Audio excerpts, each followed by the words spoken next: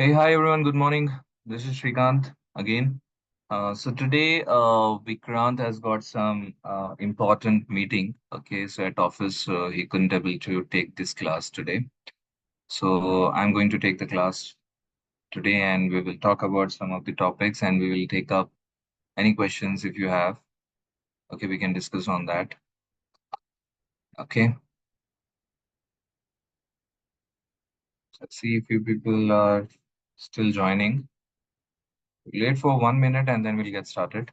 So meanwhile, if anybody has any questions or any query in their minds, okay, they can go ahead and ask.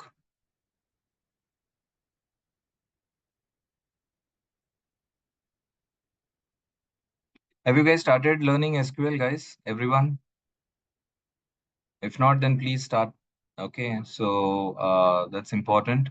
And there's another tool which I would like you to look into. That is GitHub. Okay, I don't know how many of you are aware of GitHub. So basically, GitHub is nothing but for code repository or for code versioning and all. In software engineering, generally it is used very commonly. Okay, so GitHub. There are multiple other versioning tools, but GitHub is the most popular tool, which we consider when we have to manage and maintain the code versioning and all those things. So GitHub is a kind of a repository where if there are multiple people, if they are working on a particular solution, and it is for it's a collaboration tool also. If I have developed one code and I'll push it to GitHub, then from there, if you have the access to GitHub, you can also pull the code from the GitHub and you can work on it, and then you can make the edits and then again further push back to the GitHub repository. So every time this when push and pull is happening, there would be a versioning which will be done, and whatever changes in the code anybody has done, okay, it will be highlighted. So these many changes have happened in the code. So in that way, the tracking of the code would be easier. And if you want to move back to the older code, okay, that is also possible. So in terms of uh, when you are working on a bigger project and when there are too many people involved in a particular project, so managing this codes and everything and reviewing this code would be easier, okay, when you use this GitHub. So read about it, understand about it, because if you're talking about any software development, if you're talking about any application development and all those things, primarily people may generally ask you, have you used GitHub or not? Okay, so understand that is one other tool, which I would like you to explore, okay, and understand. So this SQL and GitHub, okay, try to learn on your own, and that's something you have to add it in your profile. Okay, so okay, I think we are good. So any questions, guys, so far? And the people who have gone through this Python classes, initial Python classes, any concerns or anything which you want to share? Is it going good? Are you getting a complete understanding what is being covered in these classes? Yeah, it's good, but I have one request. Like Mhm, something. If you come up with example immediately, it will be easy. Like like last class, mhm, uh, they were showing like importing functions or libraries. So if you're already familiar and working, it's okay.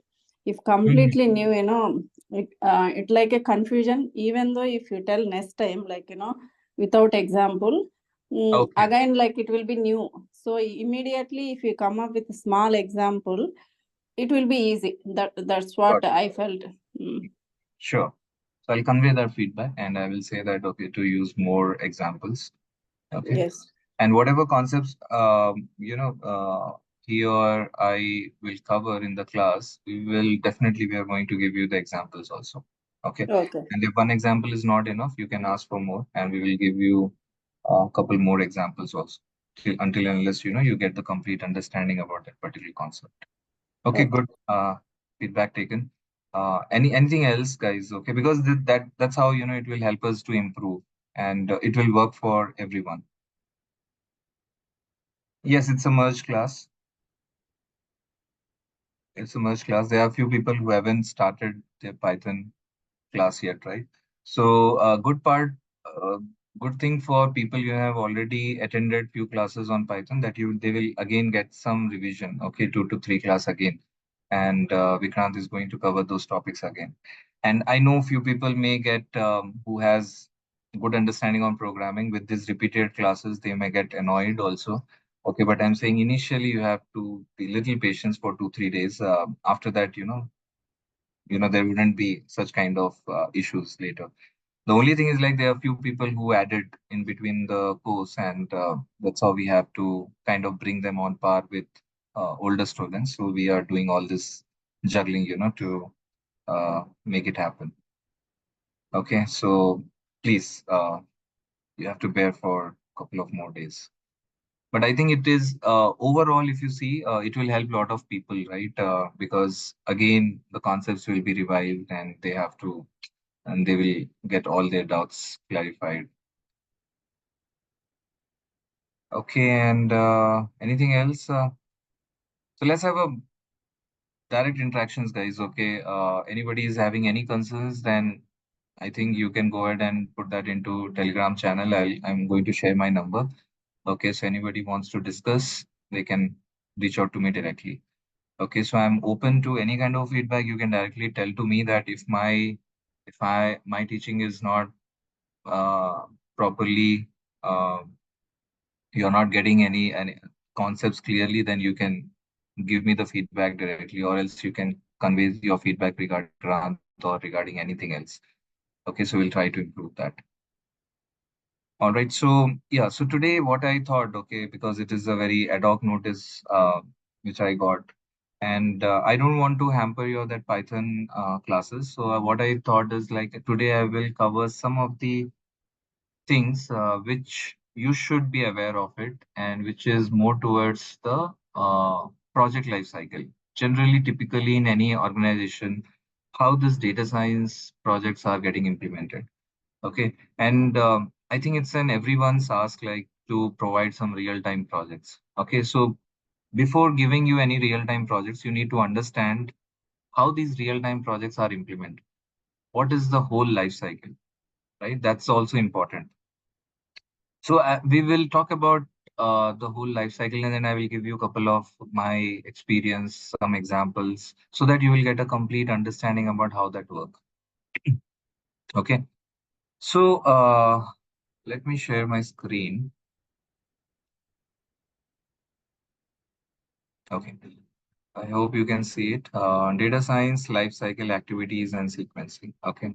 This is very important because until unless you don't know the sequencing, and if you don't know what kind of activities are generally taking place in this particular projects, data science projects, you won't be able to prioritize your task properly, your activities properly. And even another, uh, from another angle, why is it important is uh, whenever we are getting into a project, before that we have to prepare a plan.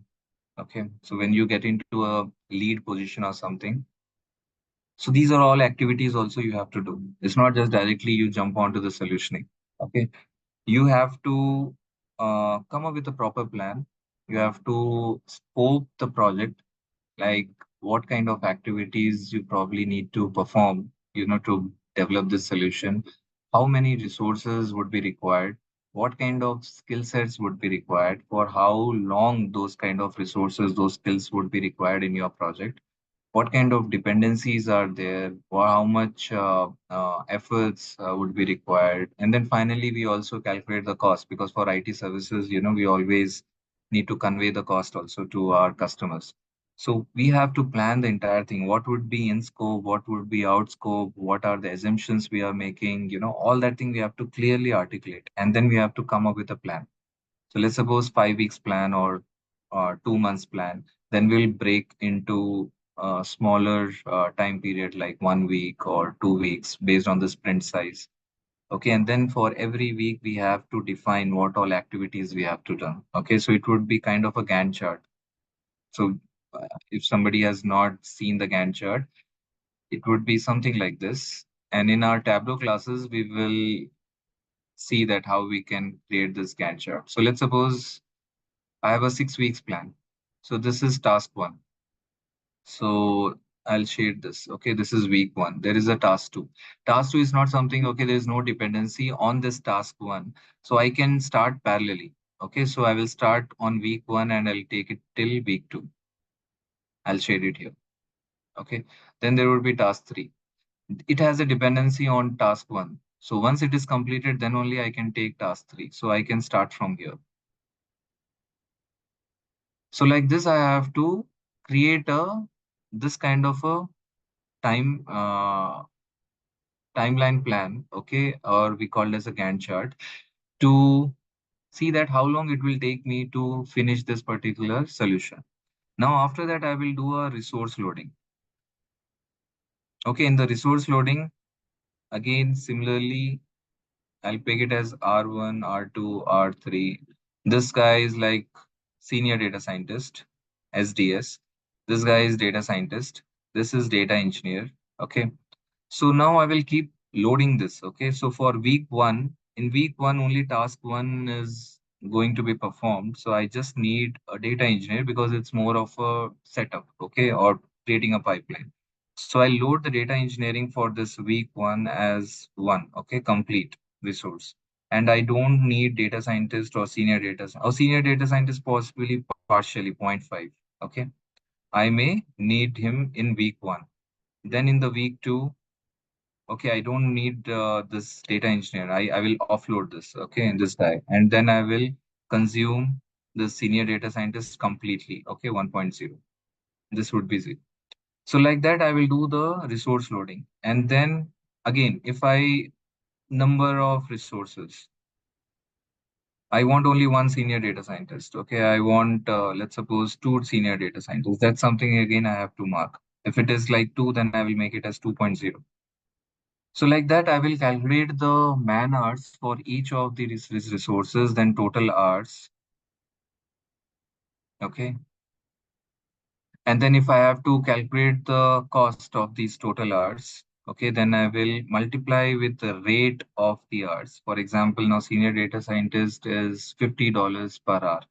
So total hours into 50 will give me the cost of this resource.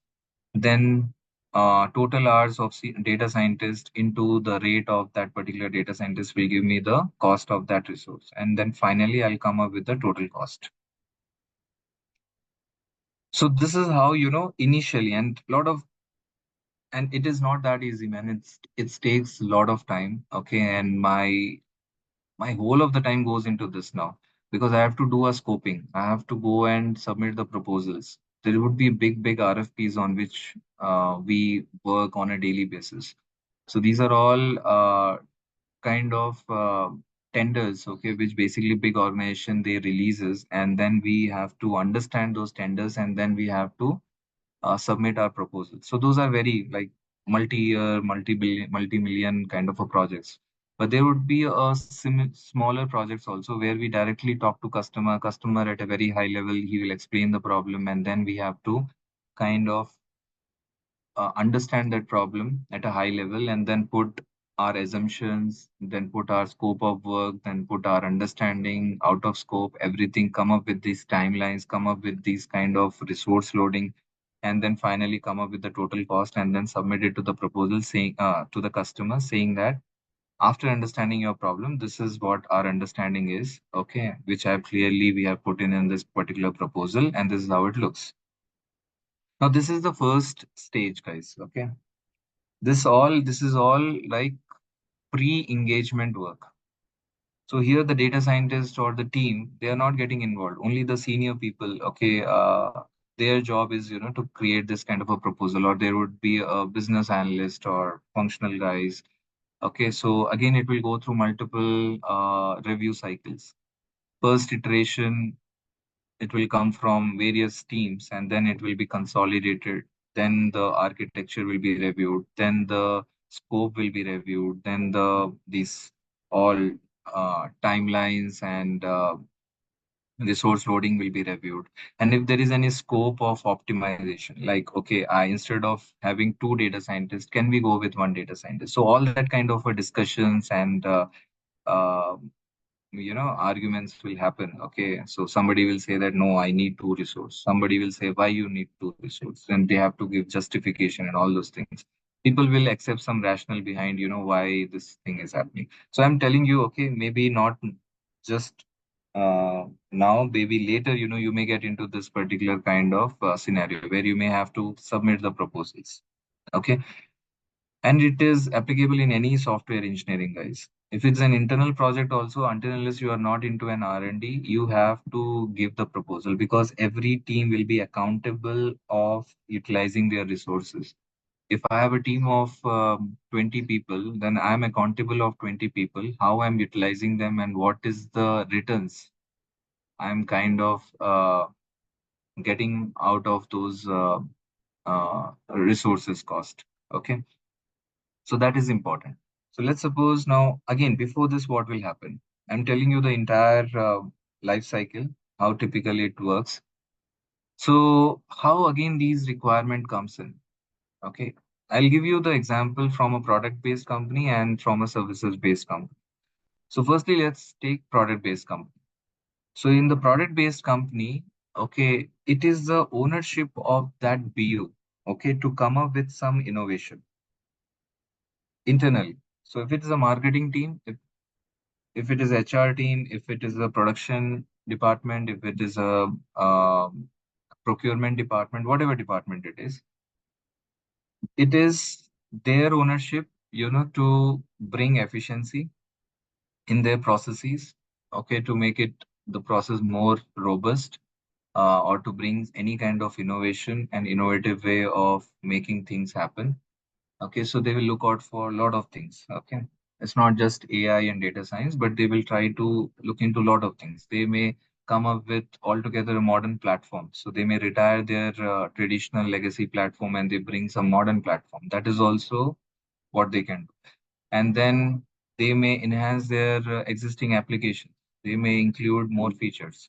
So a lot of technical initiatives, okay, these BUs, they will have it, okay, and they will again create a roadmap that, okay, in this quarter, I'm going to address this particular issue and I'm going to modernize my platform.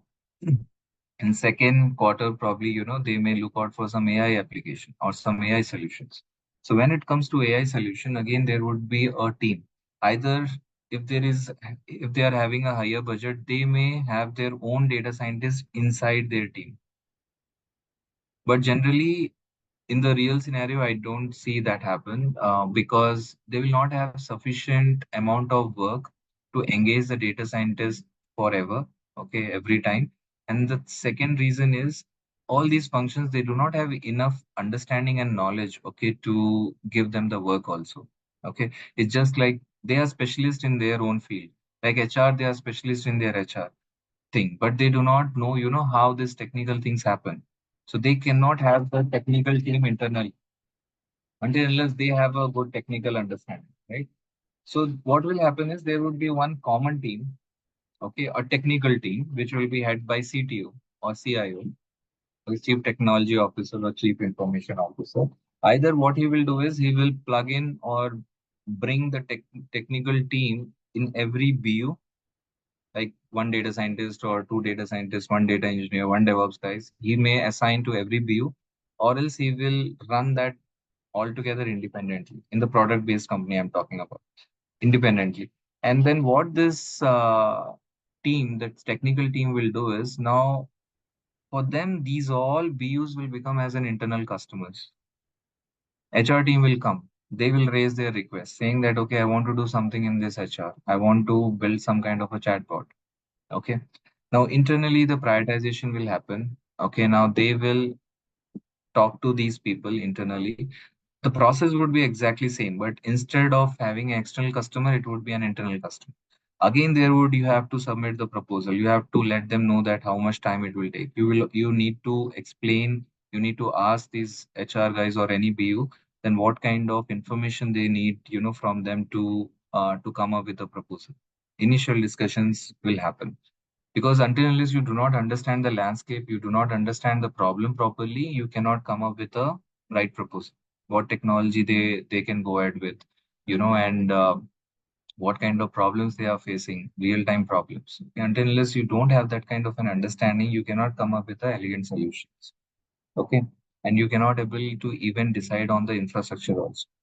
If the HR team says that I want this chatbot, but only 20 to 15 people, okay, they are going to use this, then accordingly you will choose your infrastructure. Accordingly, you will think about the solution.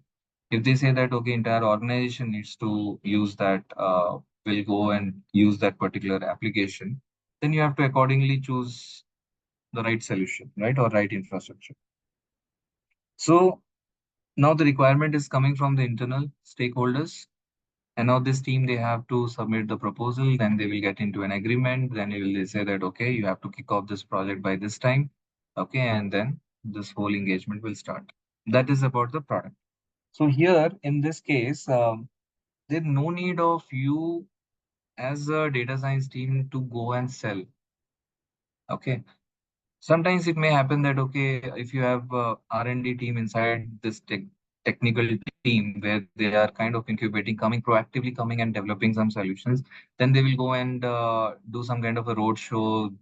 They will do some kind of internal, they will run campaigns or newsletters, just letting everyone know that, okay, we have this kind of a capability.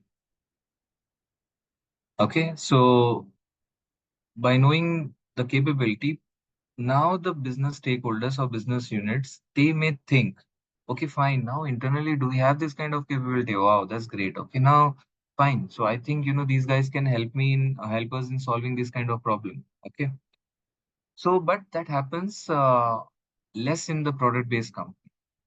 But when it comes to IT services, okay, in service-based company, in which I am working, here majority of our efforts goes in selling, in letting our customers know that okay, what kind of capabilities we have, what kind of solutions we can offer to them. So here it is more of a service offerings which we take it to our customers, external customers. Now here it is more of a selling. That's the reason in the whole structure there would be a sales guys. Now these sales guys, they will be allocated different regions. Okay, so let's suppose there is a sales guy in North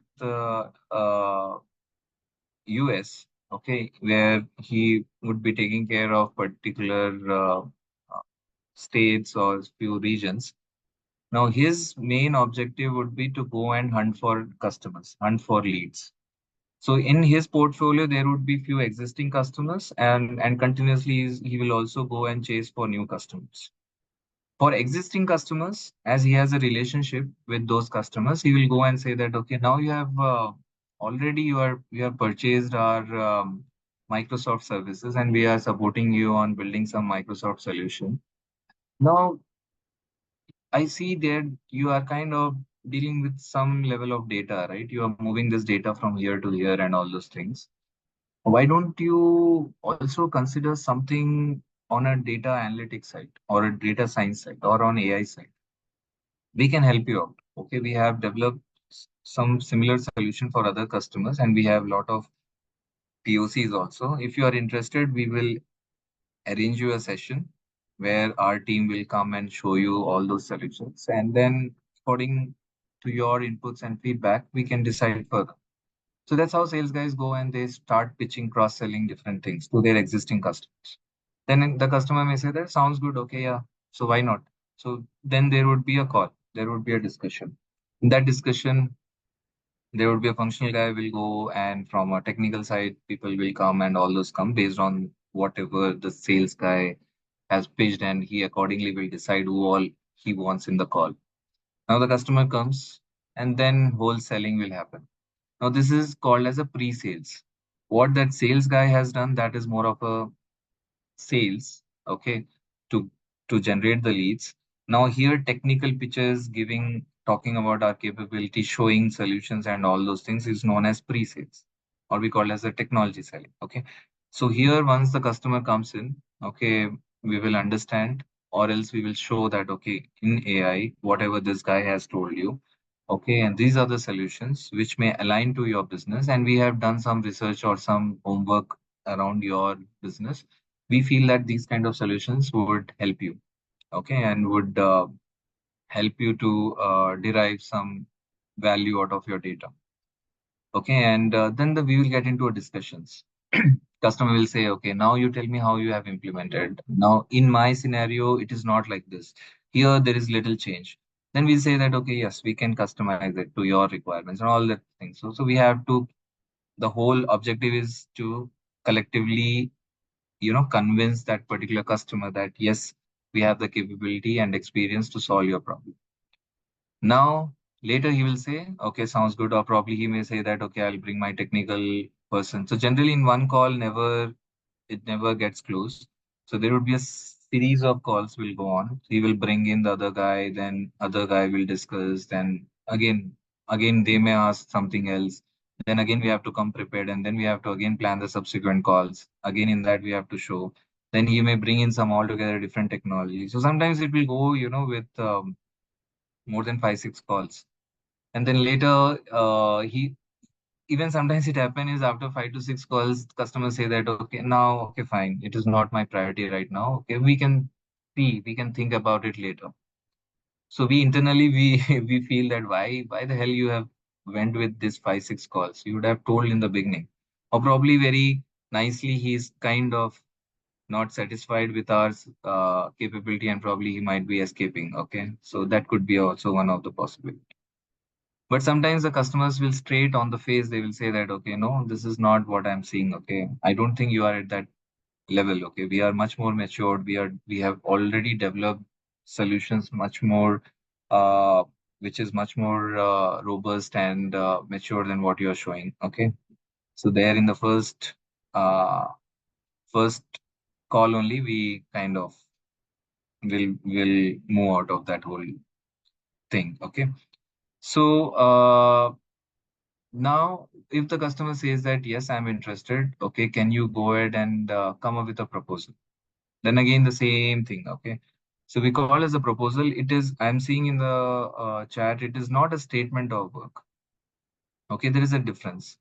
This is the initial level of proposal. Initial level of proposal, we give it at a very high level. We don't get into a lot of details.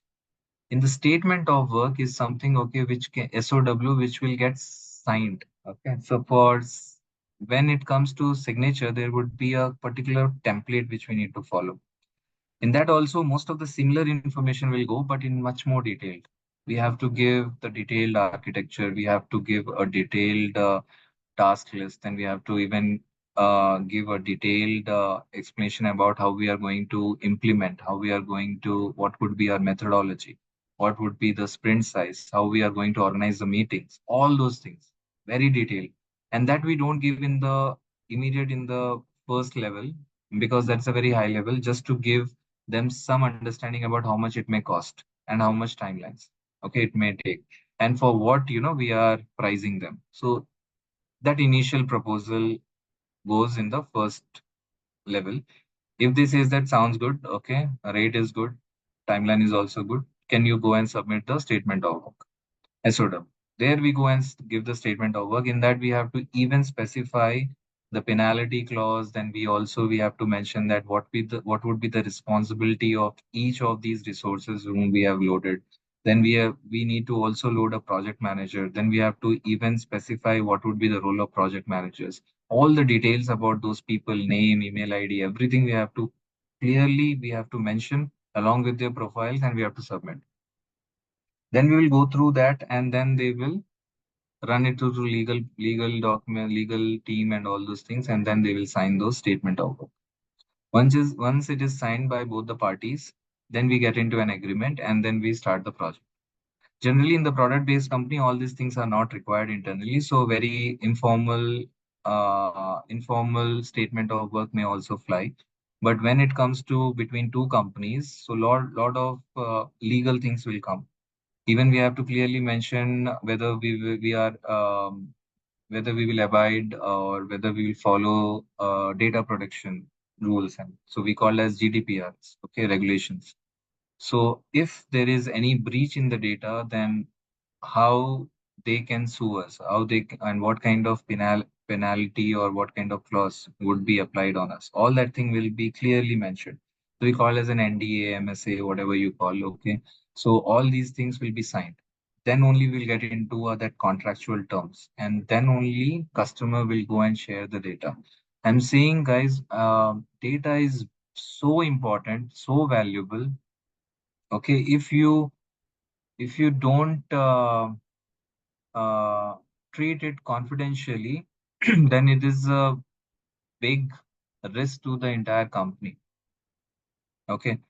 And you cannot transfer the data to your personal email ID. You cannot transfer the data to your system. Okay. You cannot pull the data by using some pen drives and all. Okay. All these things, never do it, guys. Because this, if you are using any, even in the internal projects also you are doing, you are not supposed to bring that data outside of your network. If it is if it is customers data, then again you have to work in a very secluded and very isolated environment. Okay, it could be a virtual environment which customer will give you and saying that okay, you have to work in this environment only. Or you may have to work in your company's network, but you're not supposed to move that data outside your net.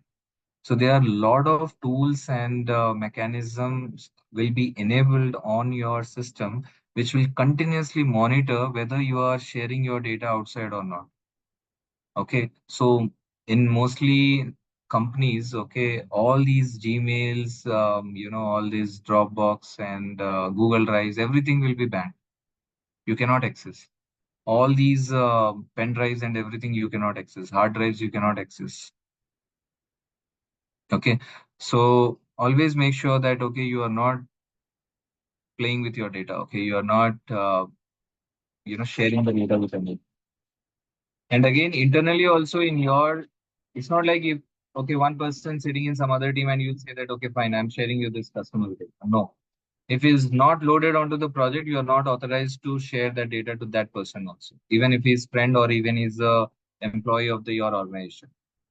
So this is very important, guys, and this is something everyone, if you are showing as an experienced person, okay, this will, everyone will consider that you would be knowing all this. And I've seen people getting sacked because of this. Some people, they have kind of shared the code. Okay, they have put their code, whatever they have developed in for the customer, they put their code in the GitHub on in their public repository. Okay, and somebody, they felt that okay, I'll go home and work, and they have shared the data to their personal Gmail ID. Okay, so I've seen these kind of cases. So they have given a very strong message, and even people got sacked because of this, and even the companies have faced a lot of losses because of that. Okay, so you have to be very careful. Okay, so once the proposal is submitted, now comes the agreement, okay, where the all these agreements will be created. And there would be a team, there would be a technical writers team, there would be a proposal development team, okay, there would be enterprise architects who will go and review and come back with the statement of work and everything. And then after that, again, there would be a further discussions like on the statement of work. If the customer is having any questions related to that statement of work, they can be clarified. And then after final adjustment and corrections, it will be submitted. And once it is signed, then you are getting into a contractual mode. Now comes the whole development work starts. Okay, from the development work, okay, how this whole project life cycle works, that's something okay we are going to discuss today. Okay, so I'll take a pause here, short pause. Anybody has any questions so far, or anybody has seen some any other way or any other approach other than what I have currently spoken?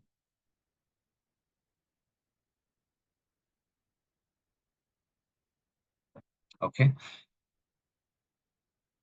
so there would be a little bit difference here and there in company to company, but typically this is how the process. And here the whole sales guys, marketing guys, technical guys, uh, architects guys, okay, they all get involved, to create the whole proposal.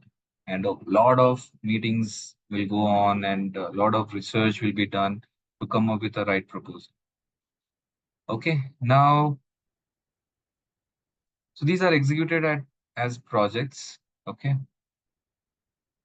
and now, can anybody tell me what is the difference between POC and project?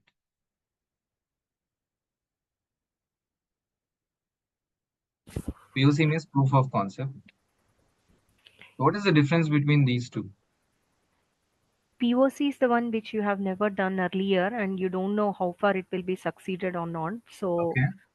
So in order to gain the confidence of the customer, like first you do the POC and check it whether you can do it successfully or not. If it is done successfully, then we can give a word to the customer that we can work on it in a different approach and can once this is succeeded, you can implement it in your project. Okay. Okay. Correct.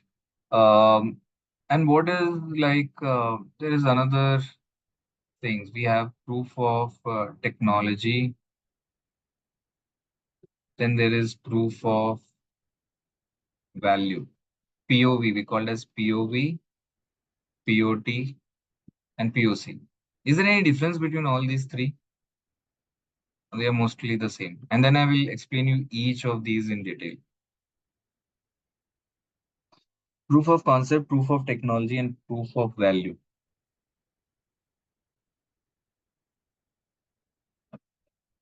No, I'm just aware of only POC. Okay. So typically, very loosely, we use POC, but when we are talking to the customer, and we have to clearly define whether it is a proof of concept or proof of value or POT. Okay. Sometimes it could be mix of two. So see, proof of concept, as you mentioned, it is a new concept altogether. They haven't tried this. So, for example, machine learning. Nobody has tried machine learning so far. It's a concept. People just heard about data science, heard about machine learning. Okay, it does predictions, it does all these things. But company has never utilized it.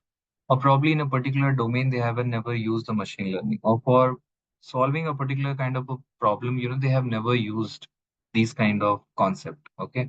So now that's we call as a proof of concept. It's a new together.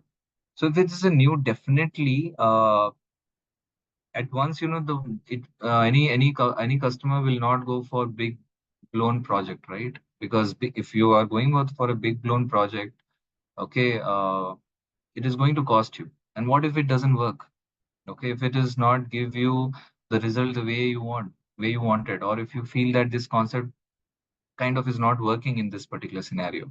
So I thought of making predictions, but in my domain, these predictions like this, okay, automating things may not work. Okay, so how can I first test it? So this is all these proof of concept, proof of technology, proof of value is known as prototyping. So anywhere it is like a prototyping in any field. Okay, when it comes like innovation or any kind of development, firstly there would be a prototype. Even you are developing a website or even you are developing any kind of coming up with any new services, definitely there would be a prototype which will be tested.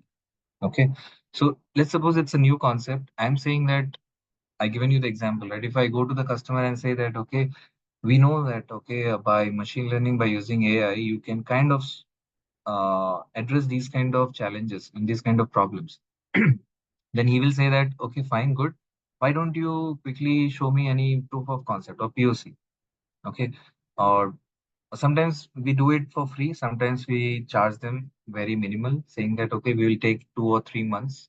Okay. And we can come up with a POC. But for that, can you share some sample data? If we have signed the contract or we have signed the NDAs or MSA, then they will be sharing the data. Otherwise, they'll say that, why don't you cook up the data? Why don't you find out any such data which would be relevant to our domain and then show me the proof of concept.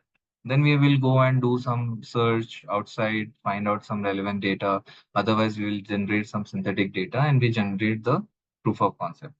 So proof of concept is a very small miniature version of the solution. It's a prototype where we will show the capability. We will say that, okay, now, Mr. Customer, see this solution, see how it's working. Okay, now here you can, if you have this kind of data, we can able to train the model, and now this model can able to predict these kind of outcomes, and this could help you in making better decisions.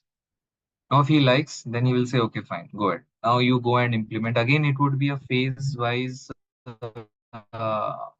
projects. Okay, they may not again go with a complete big bang implementation. They may say that, okay, let's start with one plant. Okay, then again, I will get it tested by that plants, and so we will see that how it is working. If it is working good, then we will scale stage wise, phase wise. Okay, and then we can move it with another 5 plans, then 10 plans, and then finally, okay, we'll go for all other plans. Okay, so that is the proof of concept. Now, what is proof of technology? Now, let's suppose something they are doing it on one particular technology. So they are using Python and Spark. Now, if I come and say that, okay, you are doing Python and Spark, that too on-prem, why don't you use cloud? Here, I'm not selling a solution. I'm selling the platform. I'm saying if you do it on cloud, it would be much easier for you. You can develop the solution quickly, you can deploy, and even the monitoring, managing, everything will be taken care, and everything will be on one place. Okay, and you can kind of have a very good governance around all those solutions. So now they will say, oh wow, that's good. So how much it will cost, how can I migrate, and how this technology can benefit? Then it's all a technology selling. Okay, so there we are not going and selling the how the predictions would help. No, here we are selling how the technology would help. Okay, and this technology could be a platform and could be something like, okay, like some decisions they are making manually, and I'm saying, okay, let's automate this. They know now here the predictions or using the data is important, but that's the concept is sold. But they are not using the efficient or more effective way of converting that particular solution and scaling that solution. Okay, building that solution and scaling that solution. There comes the technology. So here various services, various platforms. So here we will, even it's not just one single technology, it could be a suite of multiple technologies. We say that change the technology here, change the technology here, change the technology here. So it's complete technology. And then they will say that, okay, can you build one end-to-end prototype and show us like how it is working? I want to see, and how much efficiency I can bring it on the table. Okay, that's something I want to measure. So then we have to go and develop a POC. Then we have to say that this infrastructure would be this much cost, and here the reduction in the efforts would be this much, and all those things. And then we have to clearly show that as a proof of technology. Then comes the proof of value. Proof of value is more towards the business side. It can be a simple process.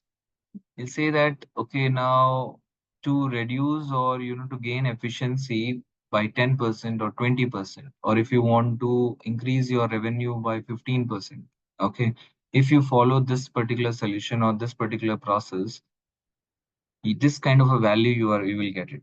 That's something I'm telling, but they will ask for the proof. They'll say that, okay, now you show me the proof of value. Now tell me what value can you bring it onto the table. Okay, so I'm saying it sometimes may overlap. Then I have to bring the proof of concept and the proof of technology both together, combine it, and then I show it as a proof of value. So different customers will call this differently, but most commonly for everything they call as proof of concept. But and sometimes we clearly state that it is a proof of technology. Here, not we are not proving any concept here, and we are not, and definitely with the technology there would be some level of value also. But sometimes customer says that, okay, I want to see that how it looks in Azure, or how it looks on this particular third party tool like Data IQ and Data Robot. Can you quickly develop something and show me this how this technology would work? So here we are not going to show them the value or any concept. Here just we have to show that how the technology would work. Okay, then it becomes a proof of technology. So now this is the initial phase, before a bigger implementation. Generally, in any kind of a technology implementation or development, first people go with proof of concept and then followed with a project.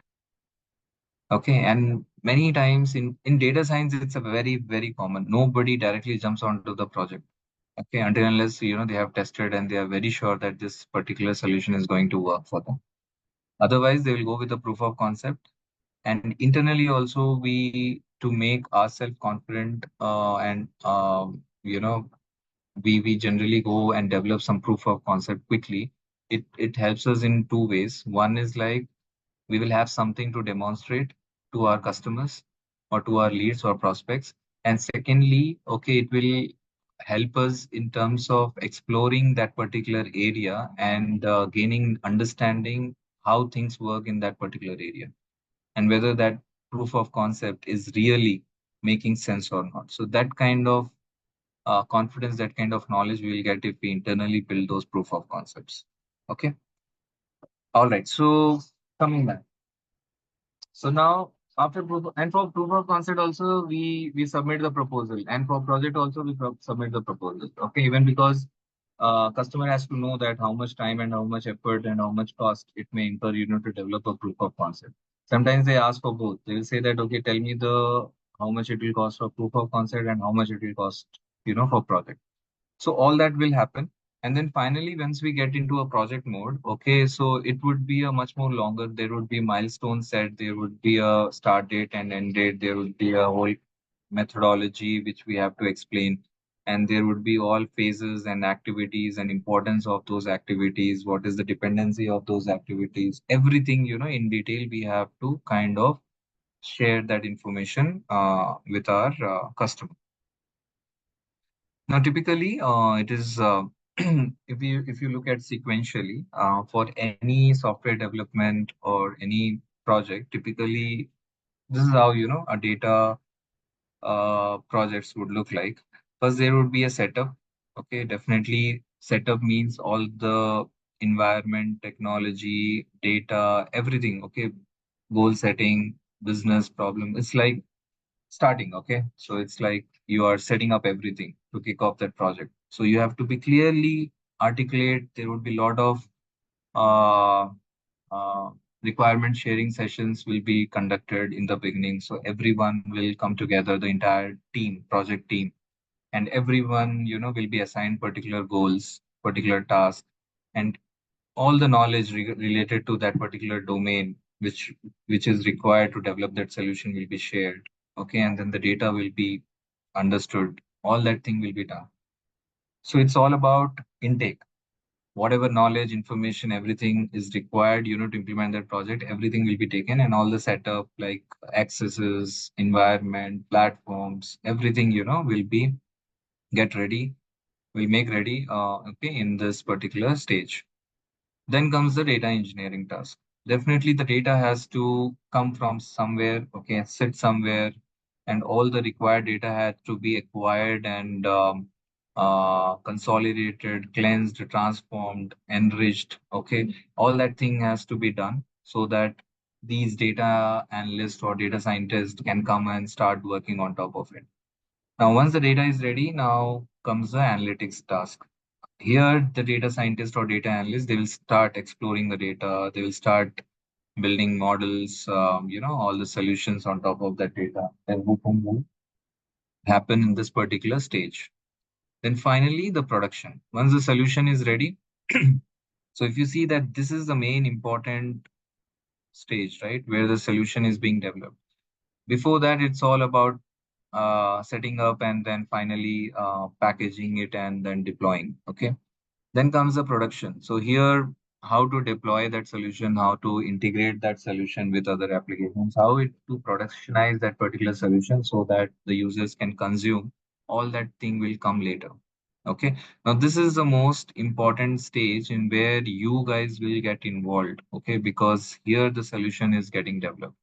This is the whole important phase of this entire. Otherwise, these all things are common. Okay, in all the data science project, these are all common. And these people, they have their own accelerators, they have own thing, which can expedite the process. But people who work in this case, they have to put their brains every time, because every time it would be a unique problem, unique data, unique solution which they have to think through. Otherwise, building up pipelines, doing the transformations, okay, and deploying the products, it's kind of almost similar every time. Okay, if there wouldn't be many different unique patterns, okay, which they may have to encounter. But in terms of task, these tasks will be long term. We will saying will take more time and more efforts.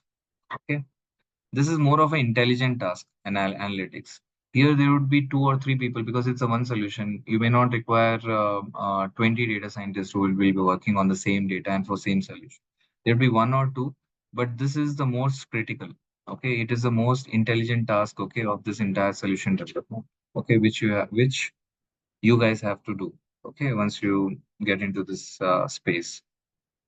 So here the data engineers will work. Here in the production, data engineers and DevOps guys will work. Okay, testing people will work. Again, before production, there would be a testing environment. So let me cover this also. So in the software, there would be three environment typically: dev environment, test environment, and then prod environment. So all the development will happen in the development environment. Development environment is what? Here again, these are all similar kind of environments. For example, if you are working on the cloud, there would be a dedicated server or there would be a dedicated tenant, in which you can log in and start developing. Okay. Then there would be another environment where the testing people will get the access, and all this solution, whatever you have developed in development environment, will be pushed to testing environment where testing people they'll start testing that application. If it is approved by the testing people, then it will move to production. And production environment will be given limited people, the access will be given. Okay. And this production environment has to be up and running every time, 24/7. So you have to go with a good servers, good environment, so that these applications, should not break down in between. Okay. Downtime should not happen, and you cannot directly start making changes in the production environment. If there is any new change comes in, or if anytime there is any kind of errors or bugs, okay, which may come in production, people have to go and first fix it in development environment. Then again, they will push the code to test environment. Again, in the test, people will test the solution, and then again it will move to production. Okay. Now all these things can be automated. Okay, and this pushing and deploying the code to other environment can be done automatically by using some CI/CD pipelines, which we call as continuous integration and continuous deployment or development. It's a more software development jargon, CI/CD. So basically, the DevOps guys, their main job is to do all these things. But there is as I said, it is getting overlapped now. DevOps work, even people are expecting with data engineers and data scientists. So there is some kind of an overlap in the skills you may find. Okay. So this is the typical data science project life cycle. Okay. Now, when it comes to solution development, particularly here, okay, it also has a separate development life cycle, which is known as this. Okay, crisp tier. So this is the workflow which we will follow. Okay, and which is called as cross-industry standard process for data mining. Okay, so this is an acronym. Okay, and this is a standard process which you go anywhere in any industry, any company, everywhere. Okay, everyone will follow this process for implementing the data and analysis or data analytics or data science solution. Now, how this particular uh, workflow looks like. So this looks like this. So it is a circular flow. Okay, it is not a sequential flow. That's the reason in data science we use agile methodology. Here, waterfall methodology would not work. Waterfall methodology is something like, okay, we will do this. Once this is finished, then we will move to this particular stage, then this particular stage, then this particular stage. So it's a very sequential development process. Okay. waterfall. This is our project methodologies, development methodologies. But in data science, we use this as agile methodologies, and even you will agree why we go with agile methodologies. Agile by name itself, you know that agile means flexible. Okay, so it's a very flexible methodology where you can go to second stage and again come back to first stage. Okay, it's fine. So we have that option. Okay, and it is more iterative. And here we can take the feedback from the customer at every stage, and then again we'll go back and try to incorporate those changes or those feedback, and then again iterate back. Okay, so here the first stage is business understanding. So here, once you get the problem statement, firstly you have to get engaged with the business and start understanding the problem. Okay, then comes the data understanding. So again, after understanding the business, you have to understand the data. Data is the second important point, okay, where you have to understand every variable, understand the observations and everything. Once you understand the data, then you have to go and perform some kind of preparation. So where you have to consolidate.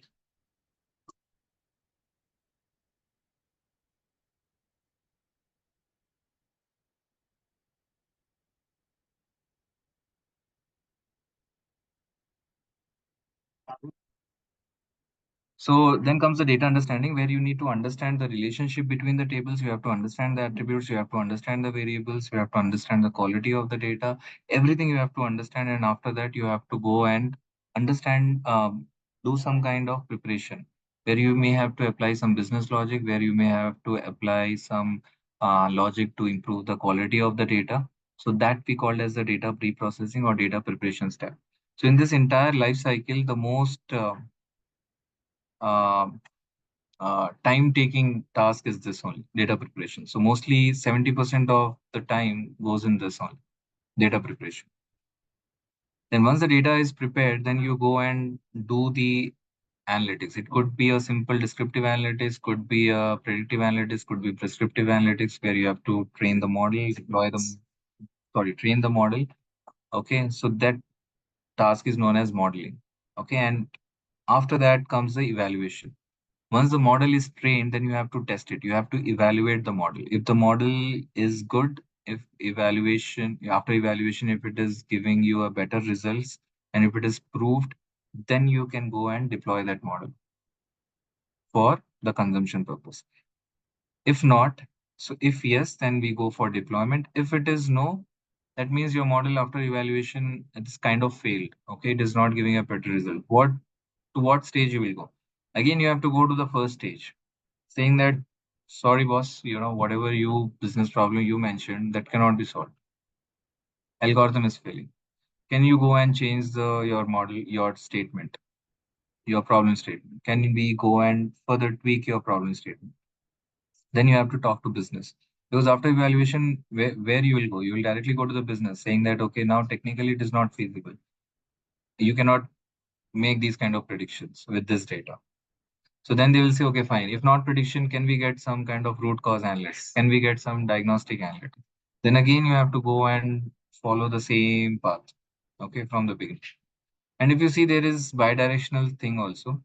So definitely, if you go for data understanding, it's not something after understanding the business, after understanding the problem statement, you can understand the data completely on your own. Okay, no. While understanding the data, also there will be certain questions, certain clarifications you may require related to the business and the process. Then again, you may go back to the business and further try to understand the business based on the data. So, for example, after looking at the data, I see that okay, the procurement data is coming from multiple sources in different formats. Then again, I will go to the business and say that okay, is this procurement happening by three different channels?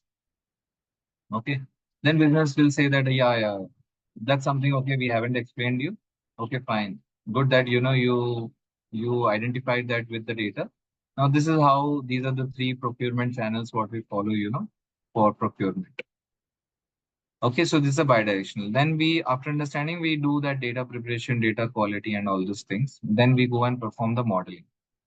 And in the modeling, let's suppose I went with linear regression, one of the predictive algorithm, and if that didn't work, then I have to go with some other sophisticated algorithms. For that, I have to prepare the data in a particular format.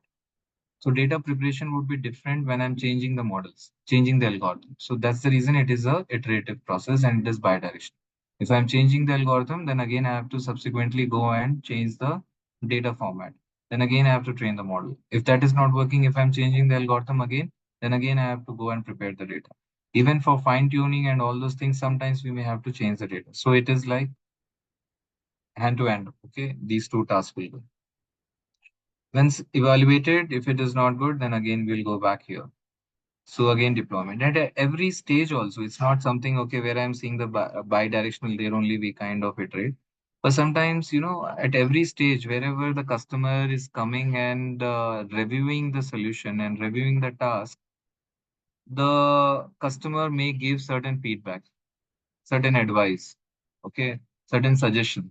Then again, we have to consider those and again, we have to incorporate that into this.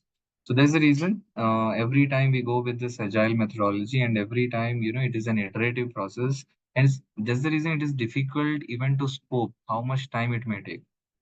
It's not like one single formula, putting that into place and then everything will run on its own. No, it is more of a it's more of a as I don't know whether I mentioned in front of you guys or not. It's a kind of a murder mystery, solving a murder mystery. You don't know whether you will crack it in a one day or it may take years together. So that's the reason it is very tricky to scope these kind of projects. And that's the reason most of the time even we suggest to go with a POC. POC is something we will pass or fail. Okay, we'll tell you in 2 months time. We'll say that whether it will work or not. This particular concept will work or not. So coming up with a more accurate models, we cannot tell before looking at the data, before looking at the nitty-gritties of that data, without understanding that data properly. Okay. So you have to be very careful while putting the scope and while submitting the proposal. Data science is difficult. Okay. So now this is how it works. And after once the project is evaluated and then we will send it to the business for final sign off. Okay, once we will say that, okay, now after evaluation, this it is giving you 70%, 80% accuracy. Please go and do that testing on your own. Then they will also test, we call it as UAT, user acceptance testing. So there they will test it. If it reaches their expectation, then they will say that go and deploy it.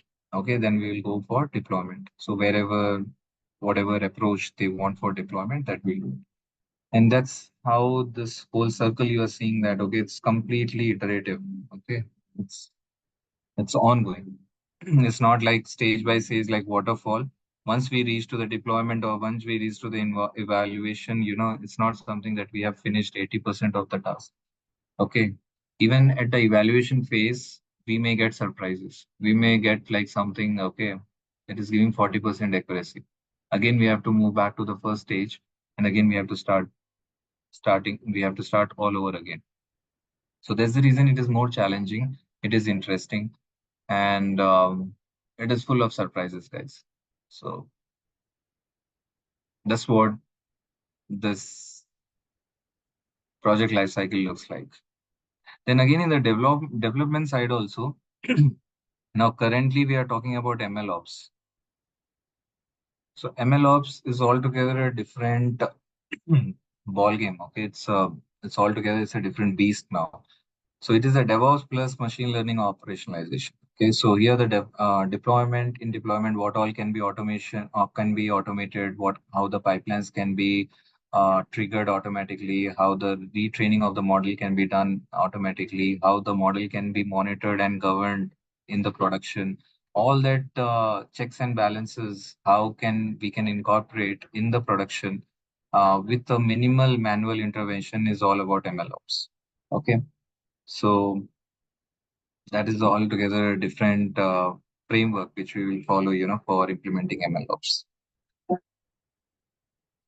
So this is what I've thought of, sharing. Hope this is informative. And when you talk about real-time projects, then few people may also ask you, okay, now can you explain me what is the problem statement, what you're solving? Okay. So then you have to explain clearly, articulate what is the problem statement. Then they may say that, okay, what kind of data you have used, to solve that problem? What kind of challenges you have faced? How you have addressed those challenges? What kind of data preparation or data transformation steps you have taken, to prepare the data? How you have trained the model? So all that kind of questions will come, okay, when it comes to real-time project. Okay. So yeah, so I wanted to cover this part, and now after this, whatever you will hear and learn, um, you have to relate to this particular thing, and whatever projects you will mention into your profile in your CV, you have to think in all these directions. If somebody talks about business, then what would be the answer? If somebody talks about data preparation, what? So you have to prepare every project in all these from all these dimensions, from all these aspects. And questions will come from all these aspects. Okay.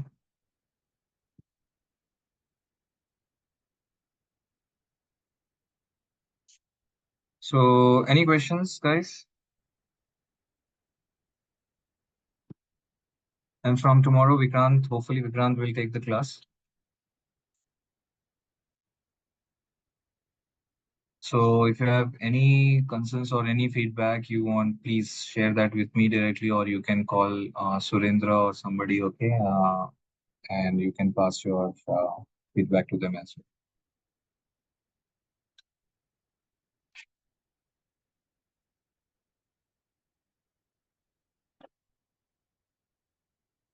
Okay, so any textbook or author? Currently, I will not suggest anything because we will provide you all the material.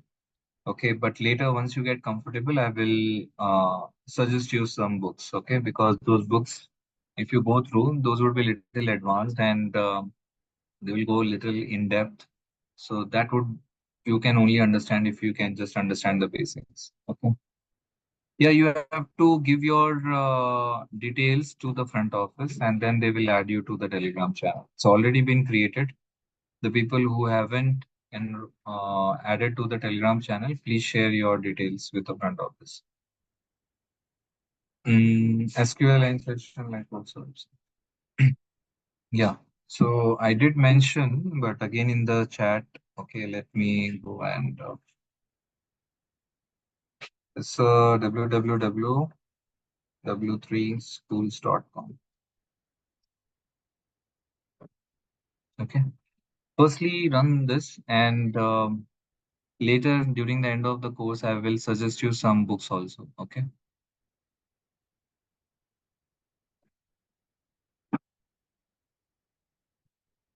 Any other thing, guys?